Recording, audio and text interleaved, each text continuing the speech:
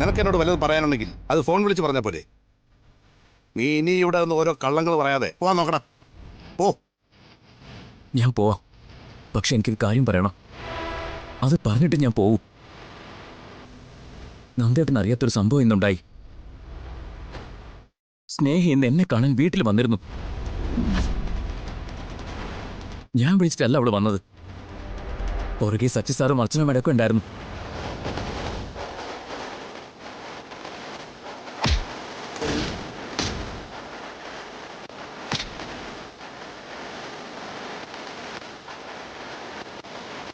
എൻ്റെ ഫോണൊക്കെ പൊട്ടിപ്പോയായിരുന്നു. അതാ വിളിക്കാൻ പറ്റാത്തത്. അതുകൊണ്ടാ ഞാൻ നേരിട്ട് നന്ദേട്ടനെ കാണാൻ വന്നത്. എന്നെ സച്ചി സാർ തല്ലിയതിലും എനിക്ക് വിഷമമൊന്നുമില്ല. പക്ഷെ അത് സ്നേഹയുടെ മുന്നിൽ വെച്ചായതുകൊണ്ട് അവൾക്കത് സഹിക്കാൻ പറ്റിയിട്ടുണ്ടാവില്ല. എനിക്ക് ഉറപ്പാത്. ഭ്രാന്തമായ ഒരു അവസ്ഥയിലാണ് സ്നേഹ അവിടുന്ന് പോകുന്നത്. എന്തെങ്കിലും കടുങ്കയെ ചെയ്യണമെന്ന് തോന്നിയ അങ്ങനൊരു ഭയം കൊണ്ടാണ് ഞാനിപ്പോ വന്നത്. ഇവിടെ അവളെ ആകെ മനസ്സിലാക്കുന്ന ഒരാള് നന്ദേട്ടനാണെന്ന് അവൾ എന്നോട് പറഞ്ഞിട്ടുണ്ട്. അതാ നന്ദേട്ടനെ കണ്ട് കാര്യങ്ങൾ ധരിപ്പിക്കാന്ന് കരുതി വന്നത്. എന്റെ പേരില് അവൾക്ക് എന്തെങ്കിലും സംഭവിച്ച പിന്നെ ഒരു നിമിഷം പോലും ഞാൻ ജീവിച്ചിരിക്കില്ല. ഞാൻ അത്രയ്ക്ക് അവളെ സ്നേഹിക്കുന്നുണ്ട്, അവൾ എന്നെയും. നന്ദേട്ടൻ അവളെ ഒന്ന് ശ്രദ്ധിക്കണം. എന്നോടുള്ള തെറ്റിദ്ധാരണകള് അതങ്ങനെ തന്നെ ഇരിക്കട്ടെ. അതിന്റെ പേരില് എന്റെ സ്നേഹക്കുരുതി കൊടുക്കരുത്. ഇന്നത്തെ ആ സംഭവം അവളെ വല്ലാതെ പിടിച്ചൊലച്ചിട്ടുണ്ട്. തകർന്നു പോയിട്ടുണ്ട് ആ പാവം. എന്നെ സ്നേഹിച്ചതിന്റെ പേരില് നന്ദേട്ടന് അനുജത്തി നഷ്ടപ്പെടരുത്. അത് പറയാനാണ് ഞാൻ വന്നത്.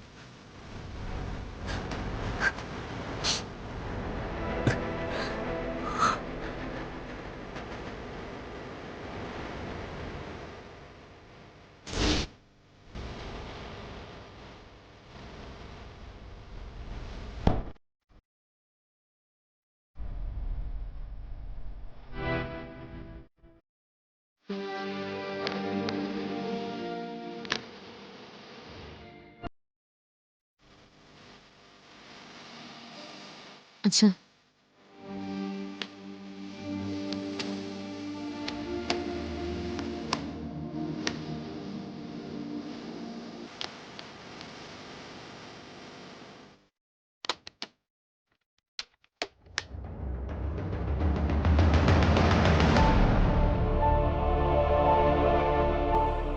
മോളെ, സ്നേഹയോട് നീ എന്തെങ്കിലും സംസാരിച്ചോ? ഇല്ലച്ചാ. ആരെങ്കിലും അടുത്തേക്ക് ചെന്നാൽ തന്നെ അവൾക്ക് ദേഷ്യം. വെറുതെ എന്തിനാ അവളെ ദേഷ്യം പിടിപ്പിക്കുന്നതെന്ന് കരുതി ഞാനൊന്നും പറയാൻ പോയില്ല. അവൾക്ക് ഇങ്ങനെയൊക്കെ പറയാനും പെരുമാറാനും എങ്ങനെ സാധിക്കുന്നെന്ന് എനിക്ക് മനസ്സിലാവാത്തത്. ആ ധനുഷ് സ്നേഹയെ വല്ലാതെ ബ്രെയിൻ വാഷ് ചെയ്തിട്ടുണ്ട്. അതിൻ്റെ കൂടെ അവളുടെ മുമ്പിൽ വെച്ച് സച്ചി അവനെ തല്ലുകയും ചെയ്തു. അങ്ങനെയായപ്പോൾ ഇവിടെ ഉള്ളവരോട് അവൾക്ക് ദേഷ്യം കൂടി കാണണം. അവളുടെ കാര്യത്തിൽ മാത്രം ഒരു തീരുമാനം എടുക്കാൻ എനിക്കാവുന്നില്ല. അച്ഛൻ അതോർത്ത് വിഷമിക്കണ്ട. അവൾക്ക് ഇന്നല്ലെങ്കിൽ നാളെ സത്യങ്ങളൊക്കെ മനസ്സിലാവും. ഈ കാണിക്കുന്ന ദേഷ്യത്തിനും വാശിക്കുമൊക്കെ അവൾ തന്നെ പശ്ചാത്തപിക്കും. എല്ലാ സത്യങ്ങളും അവൾ മനസ്സിലാക്കുന്നവരെ ധനുഷിനൊപ്പം അവളെ വിടാതിരിക്കാന്ന് മാത്രമേ നമുക്ക് ചെയ്യാൻ പറ്റൂ. ഇനി ഓരോന്നും പറഞ്ഞ് അവൻ അവളെ കൂടുതൽ അടുപ്പിക്കാതിരിക്കാൻ നോക്കാം. അത് മാത്രമേ ഉള്ളൂ പോംവഴി. അതെ, ഇനിയും ധനുഷും സ്നേഹം ഒന്നിച്ച് കാണാതിരുന്നാൽ ഏറെക്കുറെ പ്രശ്നങ്ങളൊക്കെ തീർന്നോളും. ഇപ്പോഴുള്ള ഈ ദേഷ്യമൊക്കെ മാറട്ടെ, എന്നിട്ട് അവളോട് സംസാരിക്കാൻ ഞാൻ.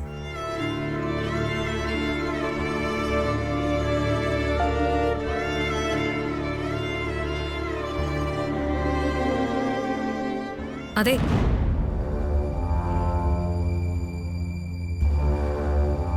ആശ്വാസവാക്കുകൾ പറഞ്ഞ് കിളവനെ സമാധാനിപ്പിച്ചു അല്ലേ?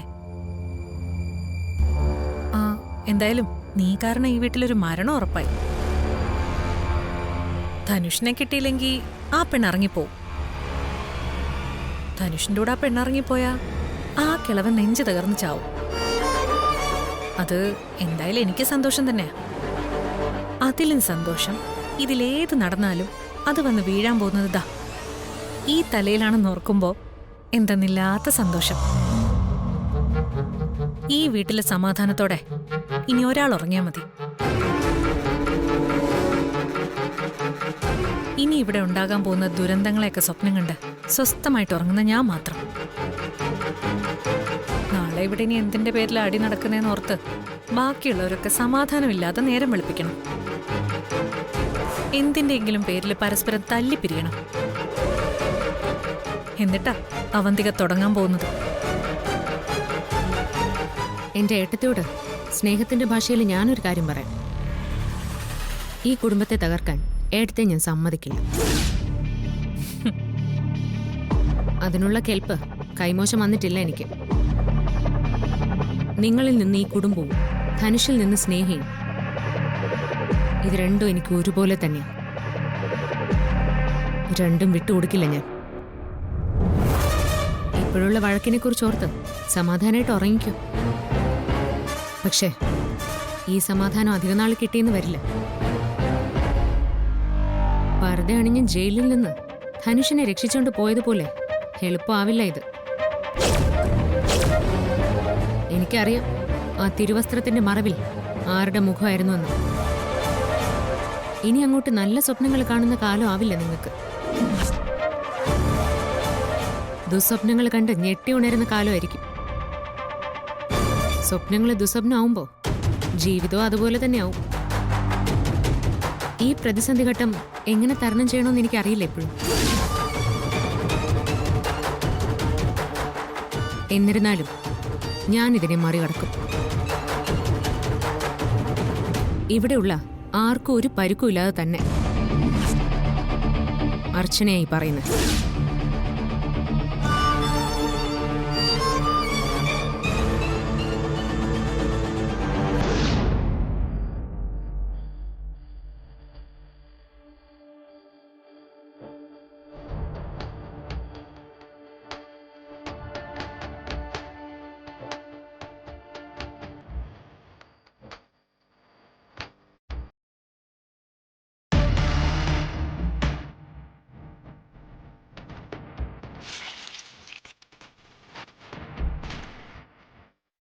നമ്മൾ രണ്ടുപേരും ചേർന്ന് അവന് നല്ല ഇടി കൊടുക്കും.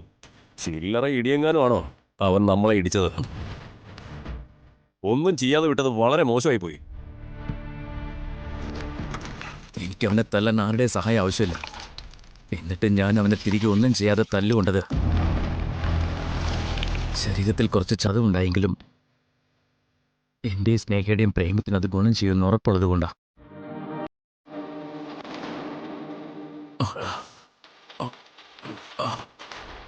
ആ പെണ്ണ് തിരിച്ചു പോകുന്നില്ലെന്ന് പറഞ്ഞിട്ടും തിരികെ അയച്ചു എന്തിനാ?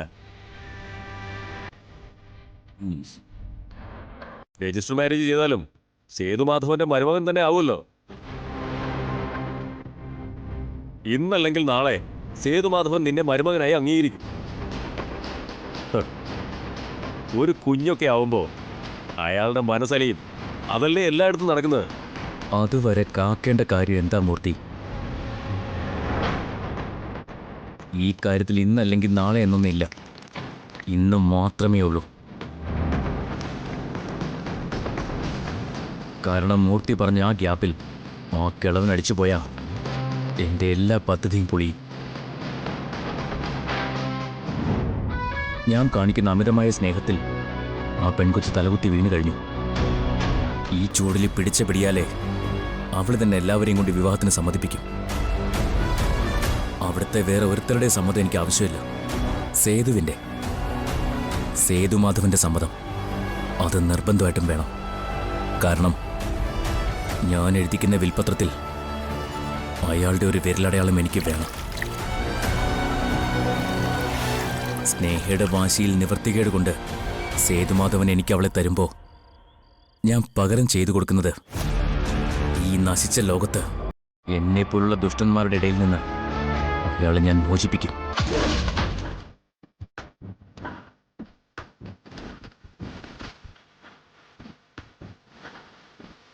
ജീവനില്ലാതെ കിടക്കുന്ന അയാളുടെ തള്ളവിരൽ അറുത്തെടുത്ത് മഷിയിൽ മുക്കി വിൽപത്രത്തിൽ അമർത്തുമ്പോഴാണ് ധനുഷിന്റെ വിജയം തുടങ്ങാൻ പോകുന്നത്. സ്നേഹയുടെ സമ്പത്ത് മാത്രമല്ല, നെല്ലിശ്ശേരിയുടെ മുഴുവൻ സ്വത്തും പിന്നെ എനിക്ക് തന്നെയാ. നെല്ലിശ്ശേരി അത് വെറുമൊരു വീട്ടുപേരല്ല, കോടിക്കണക്കിന് രൂപയുടെ മൂല്യമുള്ള പേരാണത്. ആ വീട്ടുപേര് എൻ്റെ പേരിനോടൊപ്പം ഞാൻ ചേർത്ത് വെക്കുമ്പോൾ അവിടെ ആരൊക്കെ ജീവനോട് അവശേഷിക്കുമെന്ന് കണ്ടു തന്നെ അറിയണം. ഇന്ന് കിട്ടിയ തല്ലു ബോണസായെങ്കിലും ഇതുവരെ ഞാൻ പ്രതീക്ഷിച്ച പോലെ തന്നെയാണ് കാര്യങ്ങൾ പോയിക്കൊണ്ടിരിക്കുന്നത്. ഈ പറഞ്ഞതിലൊക്കെ അവന്തിക മേഡം സമ്മതിക്കുമോ?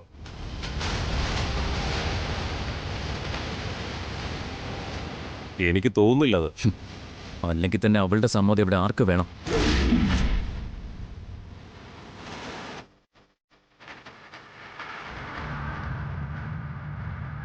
ഞാൻ എടുക്കുന്ന തീരുമാനത്തിൽ എന്നോടൊപ്പം നിൽക്കുന്നത് വരെ അവൾക്ക് ധനുഷ് കൂട്ടിനുണ്ടാവും. അതല്ലാത്തൊരു സ്ഥിതി വന്ന അവന്തികയുടെ കാര്യത്തിൽ ഞാൻ മറ്റൊരു വഴി കണ്ടിട്ടുണ്ട്.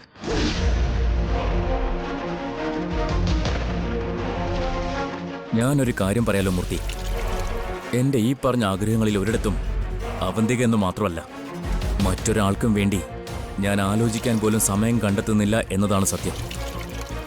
കൂടെ നിന്ന് അവർക്ക് കൊള്ളാം, അത് അവന്തികയായാലും മൂർത്തിയായാലും.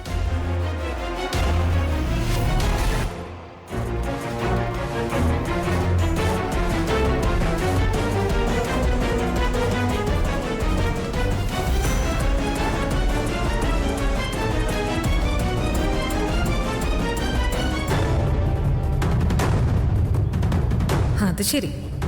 അപ്പൊ നിന്റെ ഉദ്ദേശം ഇതൊക്കെയാണല്ലേ? എന്നെ ചതിച്ചുകൊണ്ടുള്ള ഒന്നിനും ഞാൻ നിന്നെ അനുവദിക്കാൻ പോകുന്നില്ല ധനുഷ്.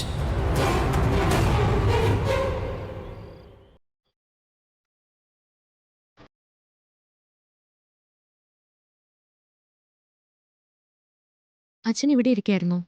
ഞാൻ അകത്തൊക്കെ നോക്കി, മരുന്നെടുത്ത് വെച്ചിട്ടുണ്ടായിരുന്നു. ഞാൻ കഴിച്ചോളാം. കുറച്ചു നേരം കൂടി ഞാനിവിടെ ഇങ്ങനെ ഇരിക്കട്ടെ മോളെ. മോളെ,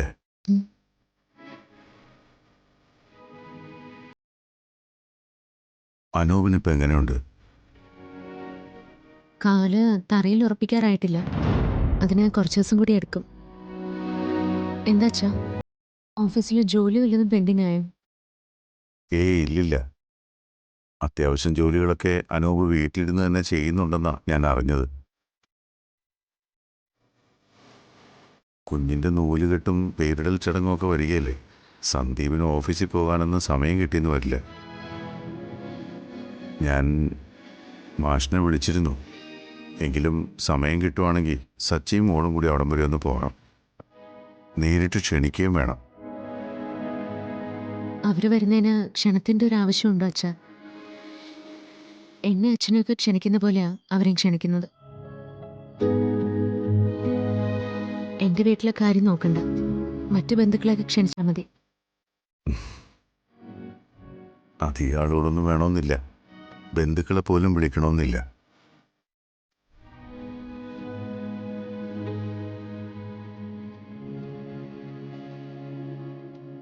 നമ്മളും മോളുടെ വീട്ടുകാരും മാത്രം മതി.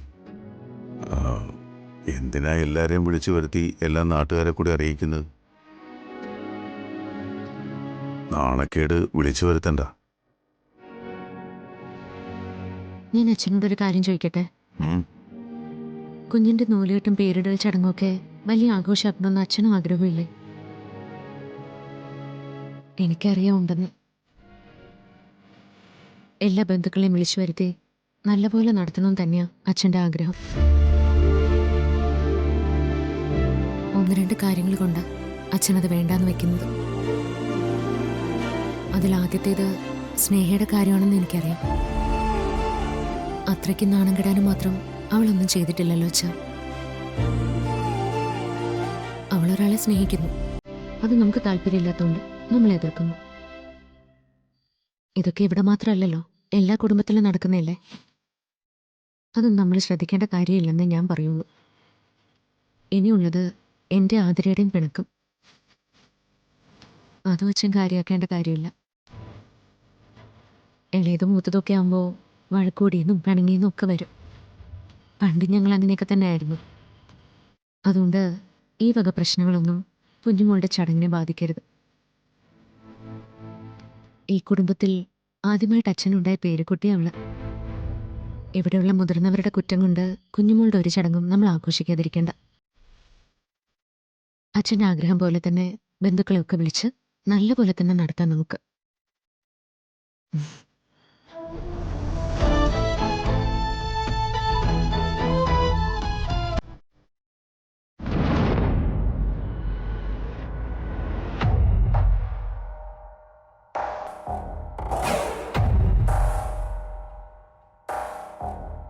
ഈ നൂലേട്ടും മറ്റു ചടങ്ങുകളും ഒക്കെ അവളുടെ മധ്യസ്ഥതയിൽ തന്നെ വേണമെന്ന് ഇങ്ങനെ വാശി പിടിക്കുന്ന എന്താന്നാ എനിക്ക് മനസ്സിലാവാത്തത്.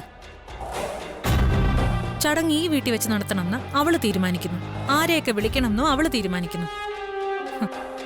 അങ്ങനെ എല്ലാം ഒറ്റയ്ക്ക് അവള് തന്നെ തീരുമാനിക്കുകയാണെങ്കിൽ പിന്നെ കുഞ്ഞിന്റെ അമ്മയെ നിനക്കെന്താ അവിടെ ഒരു സ്ഥാനം? ചടങ്ങെന്നൊക്കെ എല്ലാരും പറയുന്നുണ്ടെങ്കിലും എല്ലാം അർച്ചനയുടെ സൗകര്യത്തിന് നടക്കുന്നേ.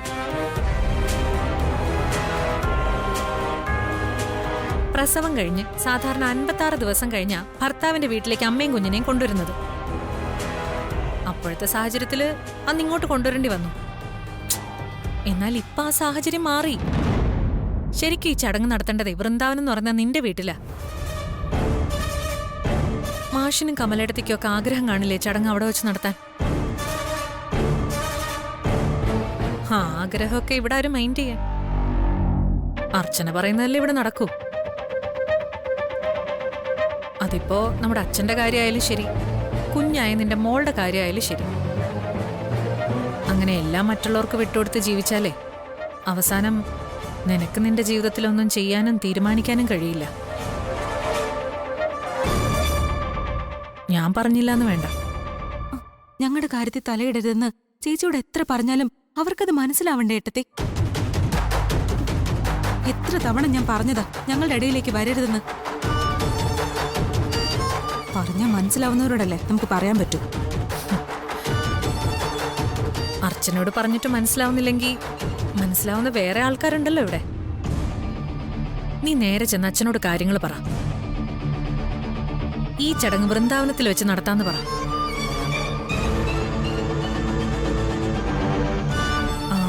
നീ നിന്റെ കുഞ്ഞിന്റെയും ജീവിതത്തിന്റെയും കാര്യങ്ങളാ പറയുന്നത്. ധൈര്യമായിട്ട് പോയി പറയ. ഇന്ന് പേടിച്ചിരുന്ന നാളെ ഒരുപാട് കാര്യങ്ങൾക്ക് കണ്ണടച്ചു കൊടുക്കേണ്ടി വരും. അതിനുള്ള സാഹചര്യം നീയായിട്ടുണ്ടാക്കണ്ട. നിന്റെ കുഞ്ഞിന്റെ കാര്യം തീരുമാനിക്കേണ്ടത് നീയാ, അല്ലാതെ അർച്ചനയല്ല.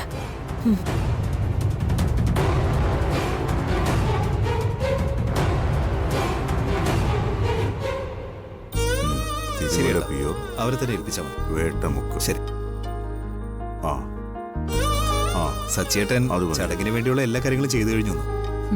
സച്ചേന്റെ ജോലി സച്ചേട്ടൻ തീർത്തു. നമ്മുടെ ജോലി ഇപ്പോഴും പെൻഡിങ്ങിലാ. അങ്കിളും ഏട്ടത്തെയും ബാക്കി പേരുകൾ പറയും, മറക്കാതിരിക്കാൻ എഴുതി വെക്കട്ടെ. ഈ എഴുതിയവരുടെ പേരൊക്കെ മതി. എല്ലാവരെയും ഒന്നും ക്ഷണിക്കാൻ പറ്റില്ലല്ലോ. അപ്പൊ ഇത്രയും പേര് വിട്ടുപോകാതെ ക്ഷണിക്കണം. അത് ഞാൻ ഏറ്റു.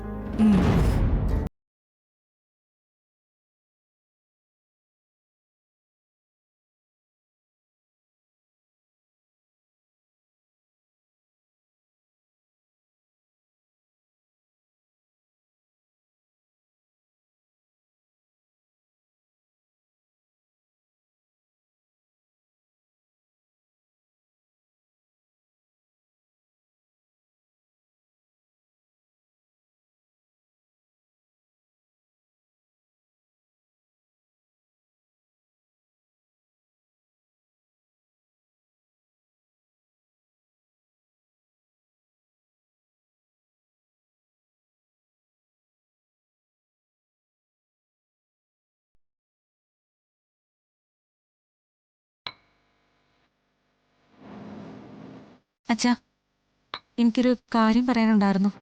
എന്താ മോളെ? നൂലുകെട്ടും പേരിടൽ ചടങ്ങും ഒക്കെ എൻ്റെ വീട്ടിൽ വെച്ച് നടത്തിയ പോരെ? അതല്ലേ നാട്ടു നടപ്പും. ഇതിലെങ്ങനെ നാട്ടു നടത്തുന്ന നോക്കണ്ട അതിരെ. എല്ലാരും കൂടി തീരുമാനിച്ചല്ലേ ഇവിടെ വെച്ച് തന്നെ നടത്താന്ന്.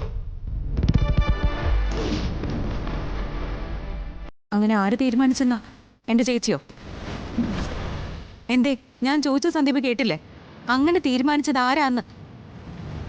അല്ല, നീ എന്താ എന്നെ ക്വസ്റ്റ്യൻ ചെയ്യുന്ന പോലെ? സാധാരണ ഇങ്ങനെ തീരുമാനങ്ങൾ എടുക്കുന്ന ആരാണോ അവരൊക്കെ തന്നെ. സാധാരണ തീരുമാനം എടുക്കുന്നവരാരും എൻ്റെ കൊച്ചിൻ്റെ കാര്യത്തിൽ തീരുമാനം എടുക്കണ്ട. അതിന് ഞാനും നീ ഇവിടെ ഉണ്ട്. അതിരെ